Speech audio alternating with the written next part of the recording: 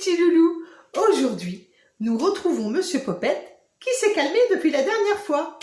Coucou les petits loulous, j'ai promis à Mimi Souris de ne plus me disputer avec Mademoiselle Framboise. Ah, ça c'est bien alors. Oui, mais je vais juste lui faire des petites farces. Non, pas de petites farces, Monsieur Popette. Oui, mais Panda Toudou, lui, eh bien, il passe son temps à faire des farces aux animaux du zoo. Oui, c'est vrai, tu as raison, mais tu as vu ce qui lui est arrivé à Panda Toudou, Monsieur Popette. Donc, si tu ne veux pas qu'il t'arrive la même chose, il faut arrêter de faire tout le temps des farces comme ça. Mais au fait, les enfants, j'y pense, vous ne connaissez pas l'histoire de Panda Toudou. Alors, installez-vous confortablement et avec Monsieur Popette, on vous emmène au zoo. Il était une fois, dans un immense zoo, un petit panda qui était très paresseux. Si paresseux qu'il avançait tout doucement. Si bien que tout le monde l'avait surnommé Panda Toudou. Panda Toudou adorait faire des farces toute la journée aux autres animaux du zoo. Un jour, il avait offert une immense corbeille de fruits aux ours qui, ces derniers, rien qu'en les regardant, déjà se régalaient d'avance. Mais quand ils mordirent dedans, ils eurent vite fait de les recracher. Berk dégoûtant, car Panda Toudou avait remplacé les fruits par des fruits en plastique.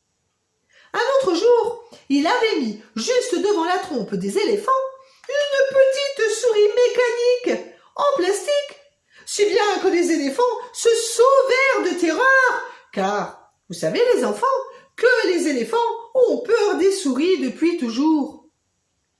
Tous les animaux du zoo en avaient assez des farces de Panda Toudou. Alors un jour, ils décidèrent de se réunir pour lui donner une bonne leçon. On pourrait peut-être lui cacher les bambous qu'il aime manger toute la journée, dit la girafe.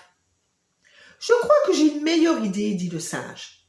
Alors, tous s'approchèrent de lui et il chuchota quelque chose dans leur oreille.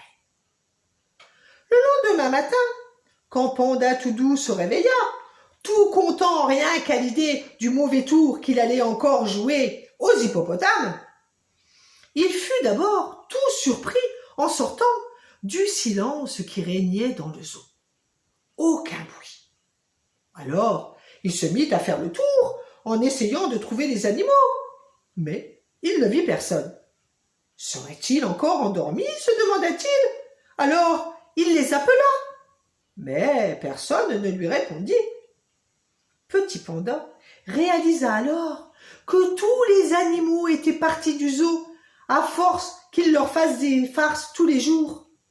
Il se mit alors à pleurer de désespoir, car il ne voulait surtout pas se retrouver tout seul dans ce zoo, il allait s'ennuyer.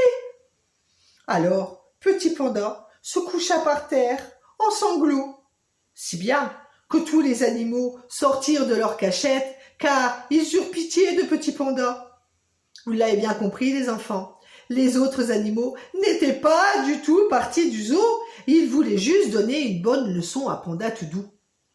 Ce dernier, quand il les aperçut à travers ses larmes, leur sauta au cou de bonheur, et il leur promit que plus jamais il ne leur ferait de nouveau des farces. Alors nous allons voir, les enfants, si Panda Toudou tient sa promesse.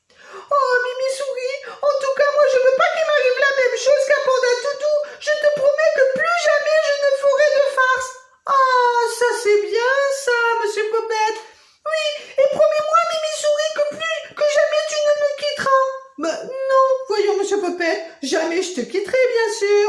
Ah oui, mais moi je veux pas qu'il m'arrive la même chose qu'à Panda Toudou, et je me disputerai plus avec Mademoiselle Framboise, c'est promis. Oh, les enfants, Monsieur Popette qui me fait un câlin, qui me fait un bisou. C'est trop gentil, Monsieur Popette.